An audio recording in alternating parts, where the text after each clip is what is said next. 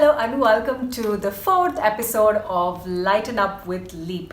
And in today's episode, we have a very interesting celebrity guest who has made us all proud by being featured in Forbes Top 100 Indian Leaders in UAE in the year 2016. If you're wondering who this is none other than Mr. Sajith Ansar, the founder and CEO of IdeaSpice. IdeaSpice is one of UAE's leading design and marketing firm that considers itself to be a 17-year-old startup that has created 1,300 brands across the world. In all these 17 years and all the years to come, IdeaSpice will remain to stay hungry, stay foolish, stay passionate, and stay best friends with their clients. In segment 1, Mr. Sajith takes us through his journey with IdeaSpice, their wonderful team, and their idea of branding, which does not limit only to a logo design. It's now time for segment 1. Good morning, Sajith. How are you doing today? Thank you. Good morning. Well, starting with, I've been following you on Facebook and all your social media pages where I see that you have this habit of getting inspiration and you have a different perspective to looking at things. For example, there was a photo of this bag which had like open zips and then you were like, okay, angry bag. You know, the way you look at things is different. So first to begin with, tell us where you got the inspiration to start IdeaSpice.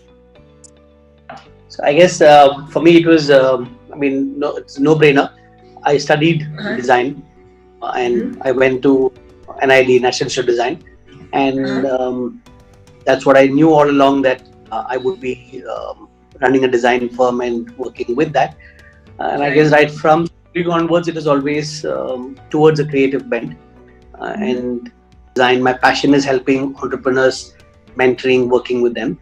And the market space was working with SMEs who can compete with multinationals. So in a way, all these three sort of came in together, and it's why IdeaSpice. It's about combining design, combining management, strategy, coaching, and helping entrepreneurs to multinationals. So that's that. Amazing. And I have to ask you that when I looked at your website, so you have this very nice thing of one of your values is duality, right? Where you have mentioned design plus strategy. So can you explain a bit more on how that value adds to your services? It's lovely to see the homework you've done. You noticed that that's actually a standout point, or if I would say our USP of the company itself. The name IdeaSpice also comes from that. It's idea and spice, which is about doing things which are strategical, logical, but having element of spice, innovation, something which is not seen before. It stands out. You see our logo also on the website. It looks very corporate, but the E it's upside down and it's got a duality aspect. It works for the idea and for the spice. It becomes E and A. We call ourselves a 17 startup, which means that the 17-year-olds, we have the experience, we've done over 1,400 brands, processes, systems, but we behave like a startup. We're still as hungry, we're still as excited to please the client, we are still as curious about every project, regardless of scale, and we bet on the lifetime value of the client. You said you started off with yourself because that's what you studied and that is your passion, right? So how easy was it to find the like-minded people for you to work with, and how is your team? Tell us more about your team. The startup days was really about finding people who shared the same passion. So a lot of them I went looking for were juniors, friends I wanted to work with. So it was more about creating the office to have fun. Clients were actually secondary in the beginning. It was more about being a startup environment where we just had fun. And that spirit sort of rubbed off on each of us. The growth and the energy came from having like-minded people who were as mad as each other. And that really helped us stand out. It's a family. I remember everybody fondly, and each person has brought something else to the organization, left it behind. Great to see that you have a great team to work with, because it is very important. And I have to tell you that I stay in Karama, and whenever I go around this place, I see a couple of projects of yours. Tamarind Terrace and then Curry Lane is all yours. So it's so good to see all that, and congratulations on all the wonderful work that you have been doing and the place you have for yourself. With that, I have to ask you, whenever there is a normal challenge, any challenge that an organization is facing, the first thing that they do is cut down on marketing budgets, right? And especially now with this current pandemic happening, the entire economy has taken a hit and it's going through a crisis. So in this situation, how difficult or easy has it been for you to handle this? I mean, what challenges have you been facing? So, I guess since we worked a lot, a bulk of our work is SME clients, and I think the way we have positioned and we understand the psyche of these SME clients, it's always been about ROI. It's not, I mean, a typical SME entrepreneur, it doesn't really care about how his logo looks or his business card looks. They don't call us in to get a good looking logo. It's really about, so they invest the toughest to lock in as a client, because they're not looking at how good it looks or how good a card looks. They will only come in from a referral where a client says life has changed or my business has grown because of this company. And I think current situation has heightened that. So people are going to be trimming away anything which is wasteful, and that's going to be the mindset. If you can demonstrate to the client that this is the time where you got to differentiate, this is the time to look in and be able to attract more clients, then they want to continue with you, and you'll see more clients now. And we at least experienced the last few weeks. I mean, we've probably got more busier than we have been, and we're managing to do this from home. There are a lot of interesting projects, interesting areas where people are growing, or existing companies which require to disrupt. And there are many clients who've come to us saying that, look, when things are going well, we didn't think about branding or marketing. There are two sides, and now either they will fade out or they've got to completely innovate, disrupt, and be able to communicate.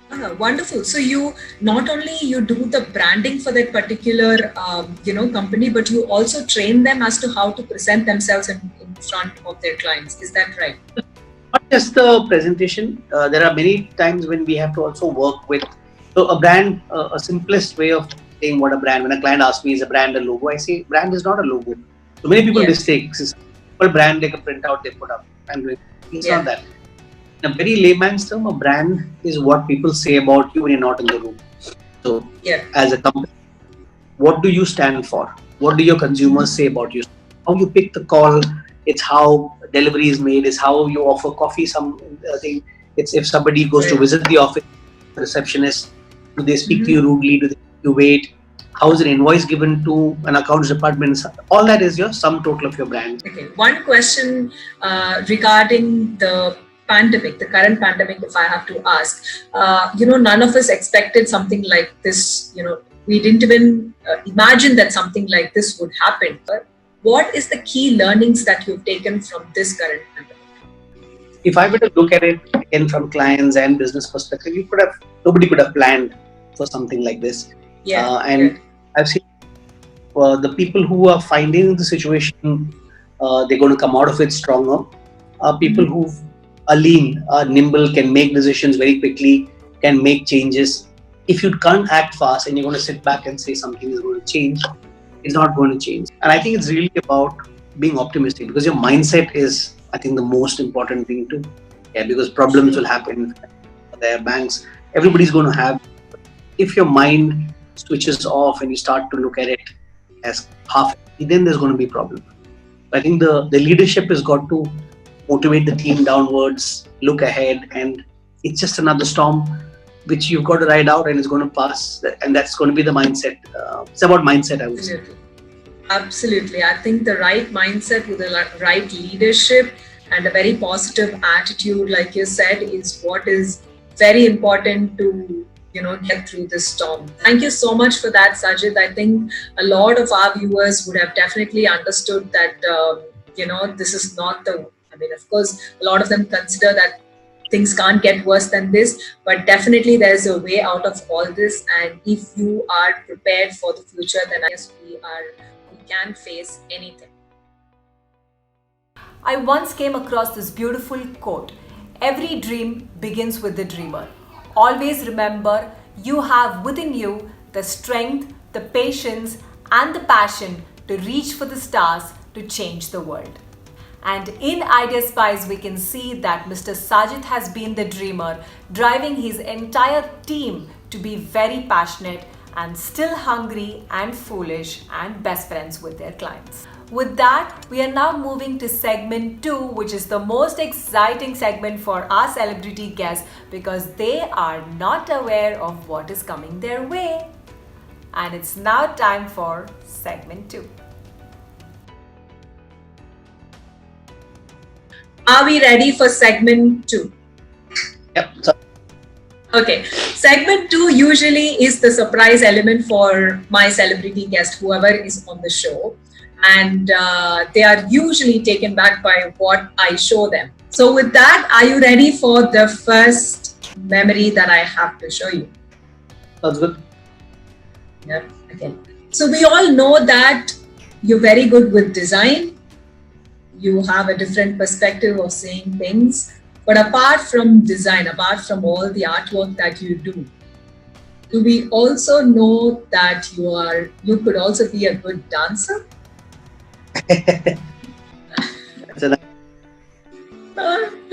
So tell us more about that picture. I mean, I love that bell bottoms on you. So as a kid, so tell us more about that picture. So nice you've done this. So I actually was born in Kollam. My grandparents' parents are from Kollam. So this is my grandfather's house back in Kerala. So he was into politics. Gandhi's cabinet. He was a governor of Meghalaya. Okay. So this Wow. we were visiting him, and that's the fancy clothes. We had matching clothes most of the time. Me and my brother. My mom would get them stitched. So yeah, so this is one of those fancy, cool-looking clothes with jacket. I think it was silk also. This is so sweet. Do you remember what you were doing? I mean, were you dancing for a song or what were you doing? I think it's just trying to balance and stay standing.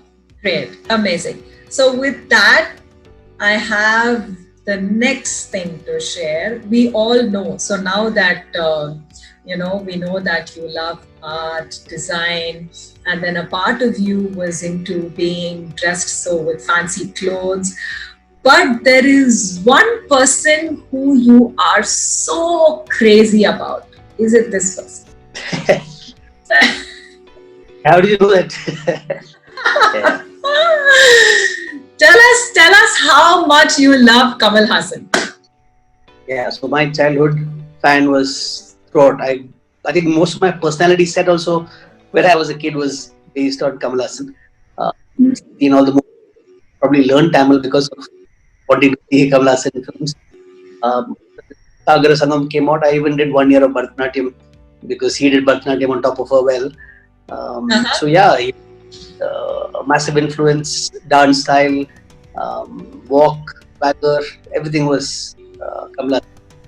I was actually looking at other photos of yours, and I could really feel the similarity. The way, the style that you followed. Of course, you had I wanted to get that before after. 30 years and 40 years you had put a before after picture, but the 30 years didn't look like you. But this 40 years, that photo you had put, I mean, I could see a lot of similarities with Kamal Hassan. So tell us, which is your most favorite movie of Kamal? How many times have you watched it? I think Munabra so his and Sridevi, and that last scene where he's trying to convince her that who he is, and he bangs into the pool and she thinks he's a beggar. So that scene still will evoke tears. So that I think is my favorite thing. Both the kids still, that's their lullaby to go. Just a song. Yeah, so that film is my favorite. Next, so since you said that you were inspired to learn Bharatanatyam because of Kamal Hassan, how long did you learn Bharatanatyam? 1 year before the teacher asked me to stop. So, so is this effect of your Bharatanatyam? yeah, it's almost. Yep. Almost. So what was this pose for? This was my wife wanted, for the arranged marriage time, she wanted me to send her pictures. So this was the first, but one of my friends from the office did a photo shoot for me. So this was the photo that you sent to your wife for your marriage? Yeah, before marriage. This is after the arranged marriage was fixed up. So this was sent to her more than anything else. And what did she have to say looking at this photo? I scared her more than anything else. She just asked for some sweet photos, and this was the whole effect of that. So this was the very sweet photo that you could send her, right? Okay, great. So one last memory I have to share. We've spoken about how you were as a small boy, where you grew up, and then now we know where you are. Forbes Middle East top 100 Indian successful businessman, you're one of them. But somewhere in between, we are missing that Sajith who was followed by a lot of girls, should I say? And you have a book of a lot of love poetry. And I got a chance to see one of them. With your permission, I'm going to read one of them for you. I've had enough of this way of life.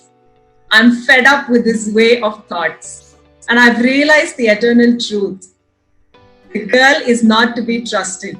She may have beauty, she may have innocence, she may show love, but she shall stab you hard and leave a gaping wound which will never heal. There you go. Was that written by you? Now I figured who's the spy now. Yes, tell us more about this book and the whole lot of poems that you have. No, this is some silly stuff from 9th standard. 9th standard? Are you kidding me? 9th or 10th, I think. Yeah. Oh from my God, you could write such good poems in 9th and 10th standard. Okay, and in 9th and 10th standard, you were frustrated about some girl or some, I don't know. Tell us more about this poem. Some temporary sweet little breakup, which I'm not breaking. A crush which I had, which I didn't tell the girl. So it was one of those cute kind of. So I was showing my daughter a few days back. So I can figure out she must have. No, but tell me. I mean, in 9th standard, you never told this girl that you had a crush on her. But why were you writing like, she has beauty, she has innocence, but she might just stab you? I mean, what did she do? No, yeah, she was actually the sweetest she was the sweetest girl.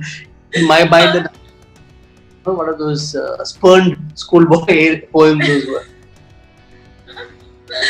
Lovely, so good. I hope you enjoyed this segment, and that's all I have for your beautiful memory. No, it's fun. Good homework. I mean, I'm quite impressed. Like a proper CNN investigation sting. Yeah, had to do that. Lot of homework. Did we ever imagine that a 9th or a 10th standard kid could write such an intense poem? Well, that's what Mr. Sajith did.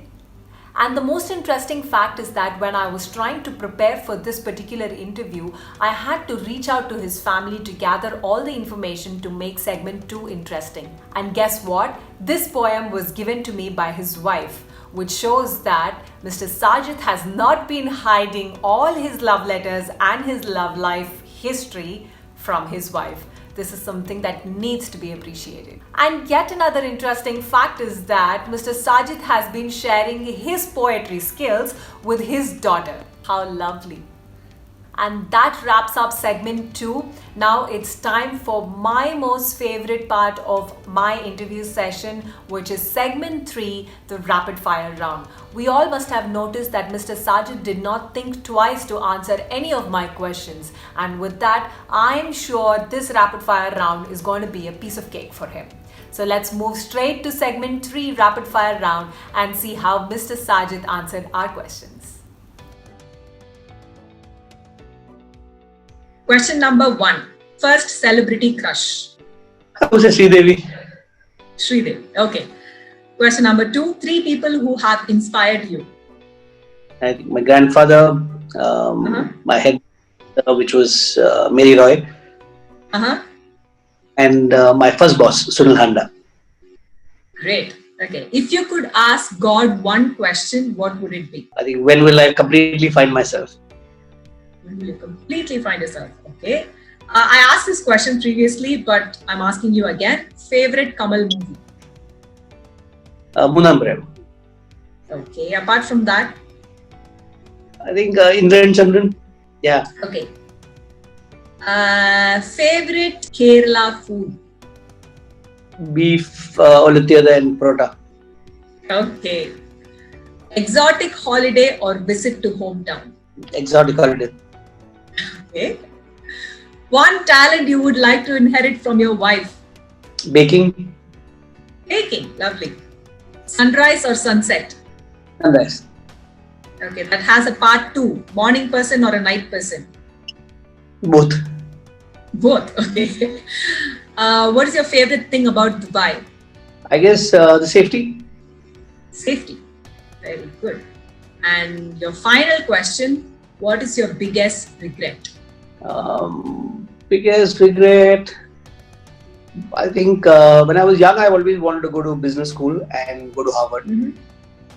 I think that would get that. Okay, but there's still a chance. You've been identified as Forbes Middle East Top 100, so soon to be invited to Harvard to give a guest lecture on design. Why not? No. Yeah.